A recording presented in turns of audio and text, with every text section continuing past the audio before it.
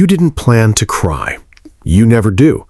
Something happened. A sharp word, a moment of rejection, a look on someone's face that said more than their mouth ever would, and before your brain had time to build the wall, your eyes were already filling. And the worst part wasn't the tears. The worst part was watching the room register it, the slight shift, the discomfort, that invisible verdict being written about you in real time. Here's what nobody tells you about that moment. Your brain was not malfunctioning. It was firing exactly the way it was built to. And the reason you cry when you're hurt, faster, deeper, and more visibly than most people around you, is not a flaw in your emotional architecture. It is a window into something most people never develop. But before we get to what that is, you need to understand what is actually happening inside the body of someone who cries easily when hurt, because it is far more sophisticated than anyone has given it credit for. Most people assume crying is simple. Something bad happens, emotions overflow, tears fall. But that sequence skips everything interesting, because the same event, the same cutting remark, the same betrayal, the same quiet exclusion lands in two different people and produces two completely different neurological responses. One person swallows it, the other cries within seconds. And the difference between them has almost nothing to do with willpower or maturity. It has everything to do with the sensitivity calibration of their nervous system. Some nervous systems were built with a higher gain. They receive the same signal as everyone else and amplify it, not out of instability, but out of precision.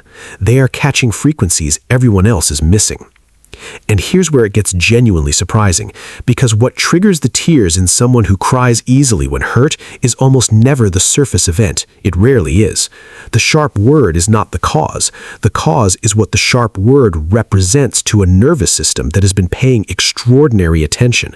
It reads the subtext, the pattern, the weight behind the moment, and it responds to all of that simultaneously, not just to what was said, but to what it meant, what it reminded them of, and what it cost them to absorb it. That is not weakness processing a hit, that is depth processing a signal. If you have watched yourself cry in situations where everyone else stayed composed and wondered what is wrong with you, I need you to stay with this, because what psychology has uncovered about people like you is something the culture has been systematically getting wrong for decades. Before we go further, if you're watching this and this is the first time something has genuinely explained what goes on inside you, then you are in the right place. This channel exists for exactly this reason. Subscribe right now so you never miss another video, because what we cover here is the kind of psychological insight most people spend years in therapy trying to reach, and we are just getting started. Now, there is a specific type of pain response that almost exclusively belongs to people who cry easily when hurt, and it is one of the most misunderstood experiences in all of behavioral psychology. When these individuals experience emotional pain, their nervous system does not simply log the event and file it, it opens a full investigation. Within seconds of being hurt, their brain begins cross-referencing the current pain against every prior experience of the same emotional category. Every previous moment of rejection, dismissal, or misunderstanding gets quietly pulled into the room. The pain does not arrive alone. It arrives with its entire history behind it. Neuroscientists call this associative emotional recall. It is the mechanism by which emotionally sensitive individuals do not just feel the present wound, they re-feel every wound it resembles. And when that happens, the emotional load becomes not one moment of pain, but a compressed archive of pain. The tears are not for the comment someone just made, they are for the comment and the 10 like it, and the version of themselves who first learned that being too visible was dangerous. That is why the response feels disproportionate to outside observers. It is not, it is cumulative. Think about what this looks like in real life. Someone is in a team meeting. A colleague dismisses their idea in front of others, not viciously, just casually, the way people sometimes do without realizing the weight of it. For most people in the room, it registers as a minor social friction, unpleasant, quickly forgotten. But for the person who cries easily when hurt, that single dismissal unlocks something much older. Suddenly, they're not just in a conference room, they're also in a classroom at age 9 where they raised their hand and were laughed at. They are also at a dinner table where a parent barely looked up. The nervous system is doing something remarkable. It is treating emotional patterns across time as a single coherent threat, and the body responds to the full magnitude of that threat, not just the surface incident. This is why these individuals sometimes walk out of situations they thought they had handled fine and fall apart the moment they're alone. The processing doesn't complete in real time. It finishes later, when there is finally enough safety to let it through. The tears in the car, the 5 minutes in a bathroom at work, the silent cry that happens at midnight for something that occurred at noon. This is not delayed weakness. This is a nervous system completing a cycle it had to suppress while the environment was still unsafe to be visible in. And that instinct to suppress in public and release in private is itself a learned survival strategy. People who cry easily when hurt are almost universally people who learned early that their emotional responses were inconvenient to others. They received the signal through correction, through ridicule, through the subtle discomfort their tears caused in the adults around them, that feeling this much required management.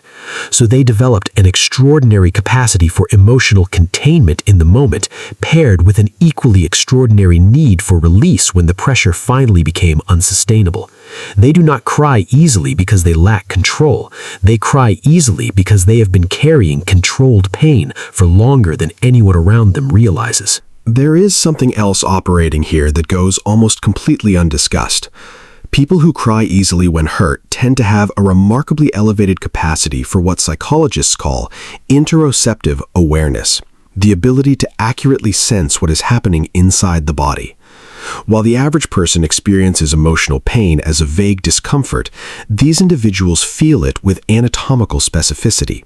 The chest tightening, the shift in the throat, the pressure behind the eyes that arrives before the tears do. They are not simply more emotional, they are more aware of their emotions at a physical level, in real time, with a precision most people never access.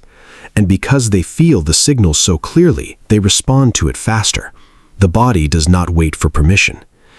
This elevated interoceptive sensitivity is also the reason these individuals are disproportionately accurate at reading other people. Because they are so attuned to the physical signals of their own emotional states, they have developed an almost involuntary fluency in reading the same signals in others. The slight tightness around someone's eyes, the breath that gets held when something uncomfortable is said, the smile that arrives a half-second too late.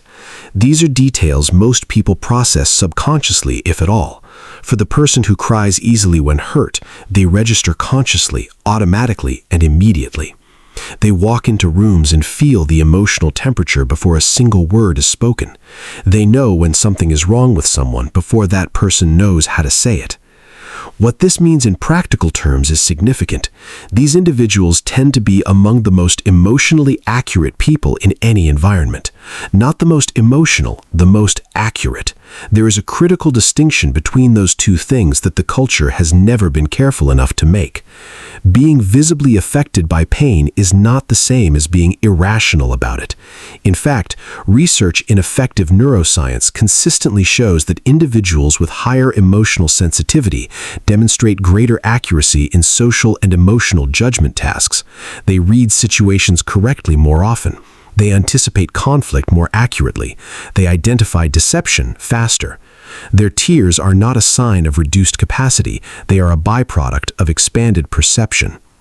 And yet, there is a cost, a real one, because processing the world at this resolution is genuinely exhausting in a way that is almost impossible to explain to someone whose nervous system operates differently. Every social interaction carries more data. Every conflict requires more processing. Every moment of hurt takes longer to metabolize, not because they are dwelling, but because there is simply more to integrate. These individuals are not weak people who collapse at difficulty. They are high-bandwidth processors who reach saturation faster and whose visible response to pain, the tears, is often the moment the system finally offloads what it has been quietly carrying for hours. Understanding this changes everything about how we should interpret emotional visibility. The person who cries when they are hurt is not demonstrating instability, they are demonstrating integration. They are actively processing pain rather than storing it in tissue and muscle. And the research on long-term emotional and physical health consistently shows that the capacity to move emotion through the body rather than locking it into tissue and muscle is associated with better outcomes across nearly every measurable dimension, from cardiovascular health to relationship quality to psychological resilience.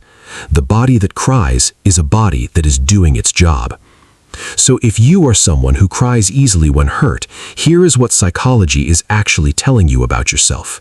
You are not too sensitive for this world. You are processing it more completely than most people around you. You feel the full cost of pain rather than a filtered version of it. You read the emotional truth of situations with a clarity that most people never develop. And you have spent years quietly managing an internal world of extraordinary depth in environments that were not built to honor it. That is not a liability. That is a form of intelligence that the culture has failed to name correctly. The strongest people in any room are not always the ones who feel the least. Sometimes they're the ones who feel the most and keep showing up anyway.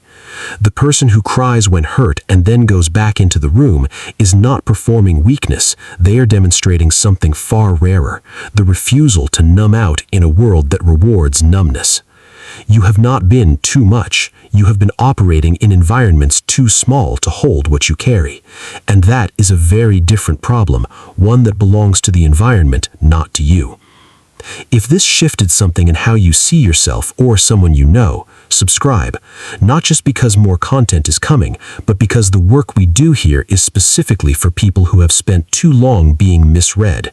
You deserve a psychology channel that finally gets it right. Subscribe and make sure you never miss what comes next.